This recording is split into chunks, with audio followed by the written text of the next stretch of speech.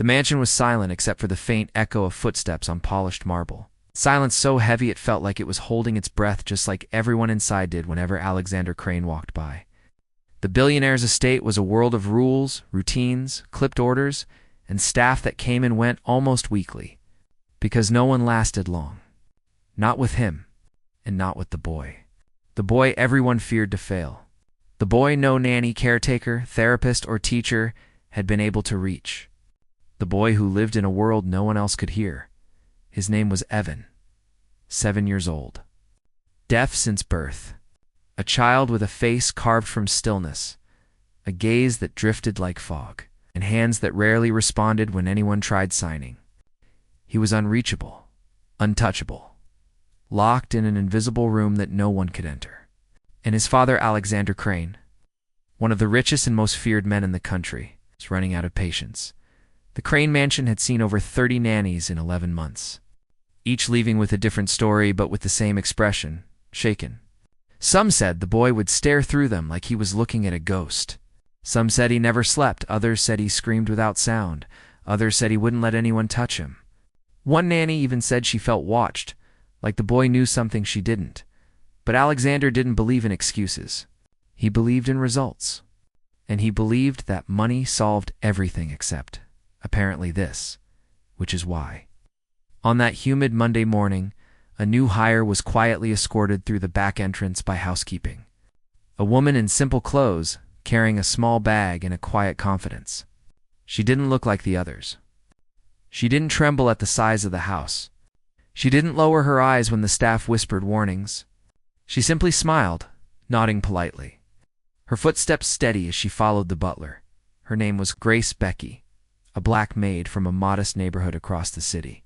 42 years old, soft-spoken, gentle, and hired only as a cleaner. Not a nanny. No one, not even she, knew her life.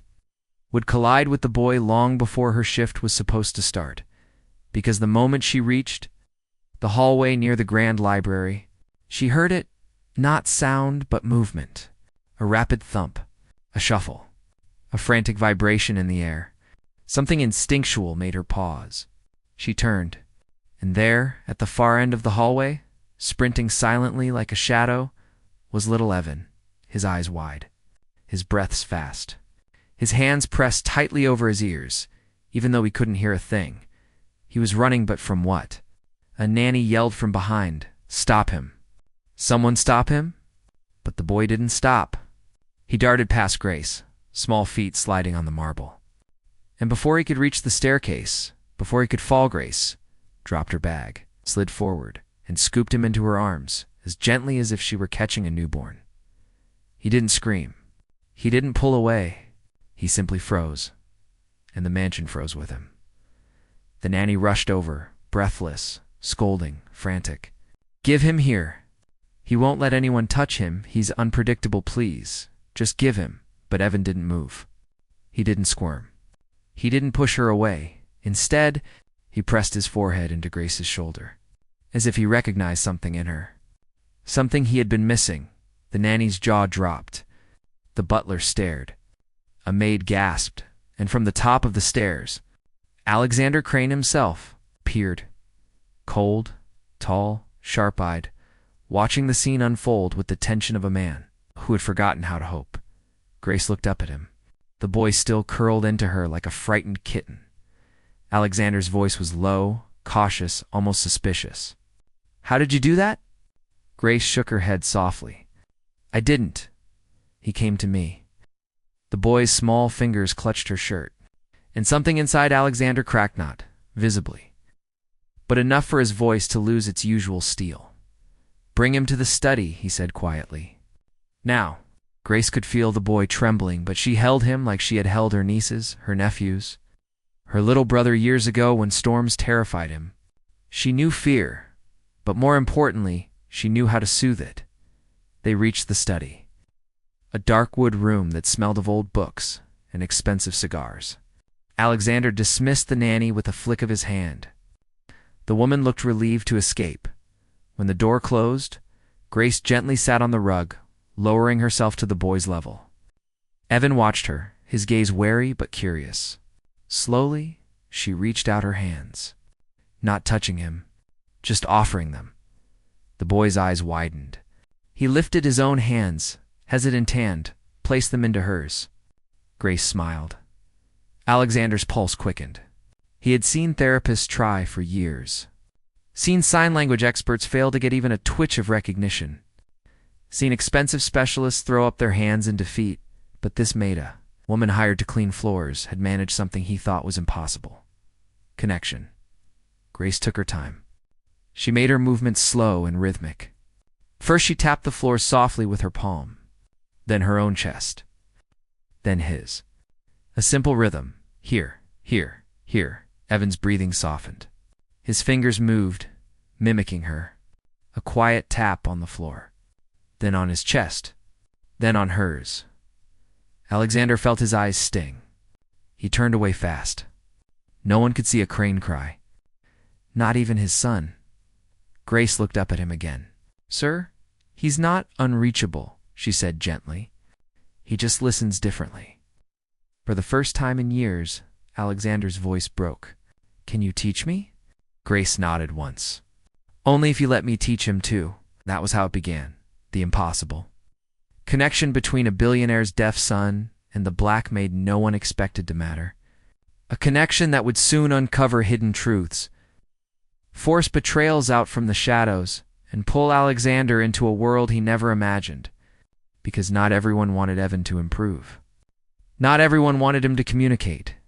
And some people had built their entire lives for a chance in keeping him isolated. But Grace had already stepped into the boy's silent world. And she had no idea she was about to step into something far darker. Grace didn't sleep that night. She kept replaying the moment Evan had touched her hands, the rhythm they had shared. The tiny spark of connection that had broken through a wall dozens of specialists said was unbreakable. She sat in her small apartment's kitchen, sipping lukewarm tea, staring at her palms as though they still carried the warmth of his small fingers. She didn't understand why he trusted her so fast. She didn't understand what he had seen in her that so many others lacked. But she knew one thing for certain. Something inside that giant mansion was wrong. Deeply wrong. And whatever it was, Evan had been living with it for years. The next morning, when Grace arrived at the mansion, the staff stared at her differently. Not with superiority or dismissal, but with curiosity, even disbelief. Whispers followed her from the foyer to the hallway. "She's the one." She got him to respond. "Do you think Crane will keep her?" He fired the last therapist in under an hour. What's he going to do with a maid? Grace ignored them. She wasn't here for anyone but the child. When she reached the study, she found Alexander already there, pacing. He wasn't his usual stone-faced self. He looked unsettled, restless, almost hopeful, but also afraid of that hope. He turned sharply when she entered, so he'd been waiting. "He hasn't stopped looking at the door," Alexander said, voice low. "He barely slept. Wouldn't eat. He kept signing something we couldn't understand. I think it was your name." Grace's heart tightened. "Where is he?" Alexander motioned toward the window.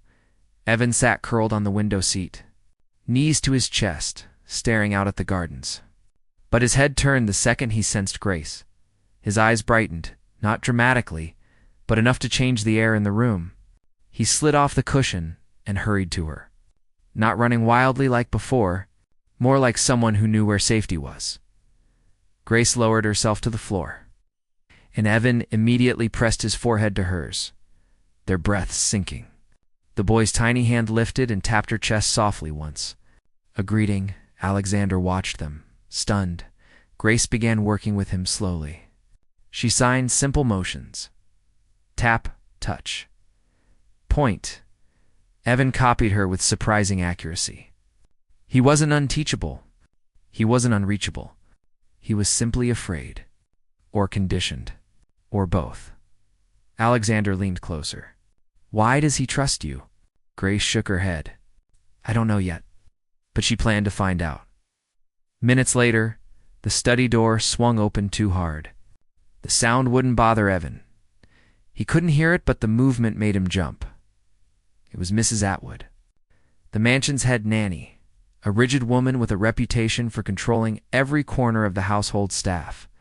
Her eyes narrowed instantly at the sight of Grace working with Evan. "What do you think you're doing?"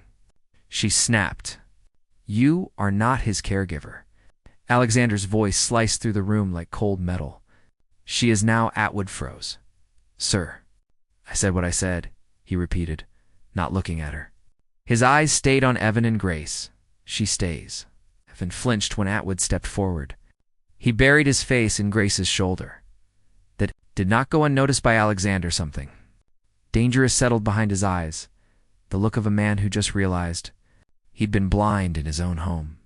"Get out," he told Atwood quietly, but Mr. Crane. "Out." The nanny left stiffly, her face red. Muttering under her breath, Grace didn't miss it. Neither did Evan. The rest of the morning passed in calm silence.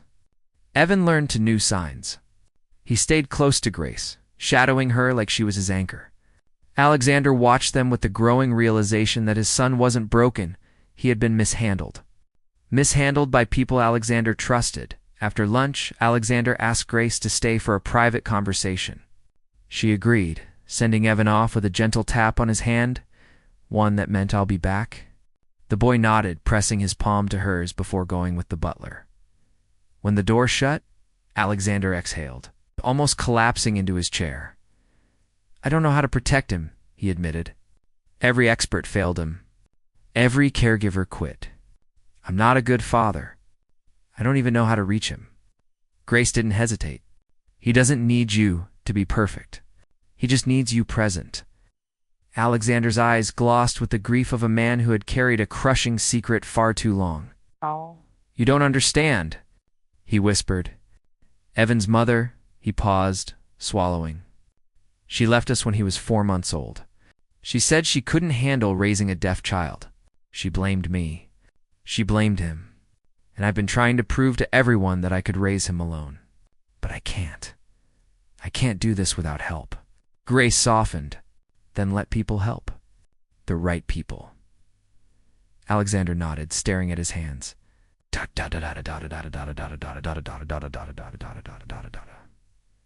"Grace, whatever it is he sees in you, whatever he recognizes you're the first person he's chosen.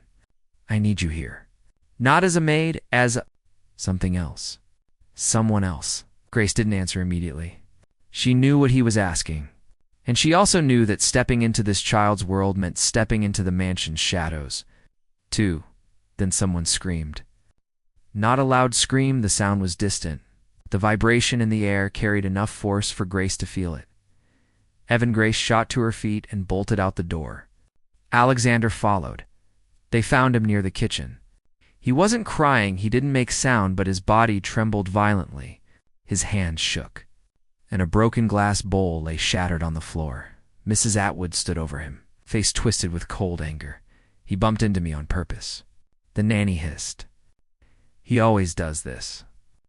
He's uncontrollable. He needs strictness, not coddling. Are you finally seeing it?" Grace stepped between them so fast Atwood flinched. "Don't you dare talk to him like that," Grace said, voice steady. Atwood scoffed. "You don't understand that boy." "He's but," she didn't finish, because Evan lifted his shaking hand and signed. His fingers moved clumsily, tremoring, but clear enough. Grace's heart stopped. "What did he say?" Alexander demanded. Grace inhaled sharply. He said, "She hurts me." Time froze. Alexander's face went white, then red, then a shade of rage Grace had never seen. His chest rose and fell rapidly, his clenched fists trembling. "What?" he whispered. "Atwood, what did you do to my son?" Atwood paled. He misunderstood. He's deaf. He's confused. But Alexander wasn't listening. He turned slowly toward the head of security, who had just arrived. "Escort her out," he said, his voice cold as a blade. "No arrest her. I want her investigated fully." Atwood tried to run, but the guards caught her instantly. She screamed that they were all making a mistake, but no one believed her. Not anymore. Evan clung to Grace, his tiny body shaking like he expected the world to collapse again. Grace held him tighter, Heartbreaking. Alexander knelt beside them, placing a hesitant hand on his son's back. Evan stiffened, uncertain. Grace gently lifted Evan's hand and guided it to his father's. Evan's fingers trembled, then rested on Alexander's palm. For the first time in his life, Alexander felt his son willingly touch him. His breath broke. Everything inside him broke. He whispered, barely audible, "I'm so sorry, Evan. I'm so sorry." Evan didn't understand the words, but he understood the trembling hand, the warmth, the sincerity. He leaned into his father's touch, and a bond that had been shattered years ago finally began to mend. Yet Grace knew this was only the beginning, because someone in that mansion had been hurting Evan, and Mrs. Atwood wasn't smart enough to do it alone. Someone else was involved, someone with access, someone who wanted the boy isolated, someone who was watching.